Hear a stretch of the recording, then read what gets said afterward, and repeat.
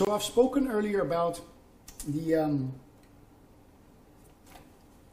stillness being that which dissolves you, dissolves what is not true. And in a way you could call it the acid of stillness. You know how acid in the stomach of us and animals is able to dissolve even bones, like snakes and things eat entire animals completely in one piece, and including the bones, and it just dissolves in their stomach because the acid in their stomach has such a low pH range that it's around 1 or 3. I think for most of these snakes it must be around 1, basically dissolving everything. And in this way, stillness can be considered, and as an analogy, it can be compared to the acid of the stomach of some of us and the animals.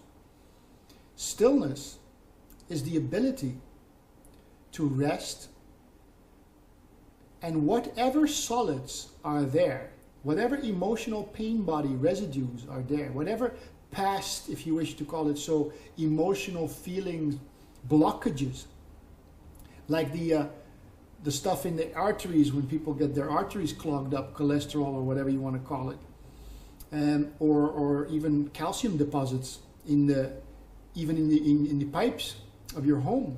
Some countries have so much calcium that once in a while they gotta throw acid in there and burn all the calcium out. In a way, this is the same thing with us. All of these solids that you're not, all of the identifications that you're not, all the concepts and ideas and belief systems in an I as the body, an I as the mind, I as the ego mind, I as, the historical creature that you are, have to be burned out. And the worst ones are, of course, the emotional aspects. Because the intellectual ones, a lot of people have an intellectual knowledge of non-duality and spirituality, but they lack the ability to really apply it to their emotional level. So although they understand that they're not the body, they understand that they're not the mind to a level, but for years and years they still remain identified and disturbed by all the things, and they really don't feel free because the emotional body has not been dissolved. And that is because a lot of people keep it at the intellectual level, when really you have to step into the acid of stillness. Stepping into the acid of stillness means that you're going to actually do the work. And doing the work is sitting down, being still, and allowing whatever disturbance, every feeling or emotion that's in the body, to be seen by the light of consciousness. Stillness actually stares down or dissolves through the process of not allowing it to escape and run away from it.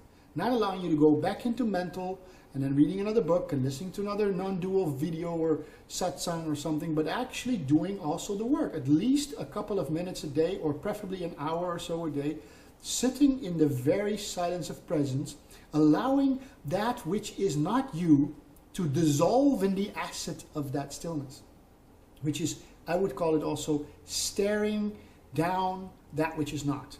So the light of consciousness, the very light that you are as presence, consciousness, awareness, whatever you want to call it, is looking at the blockage, at the disturbance, at the feeling, the emotions, and holding it in the acid of stillness.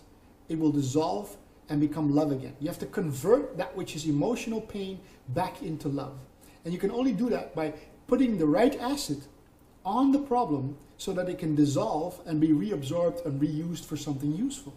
And so you're turning emotion, you're turning feelings back into sensation and love. Sensation is pure, love is pure, well-being is pure. That's sensation. That's the actual stuff of life.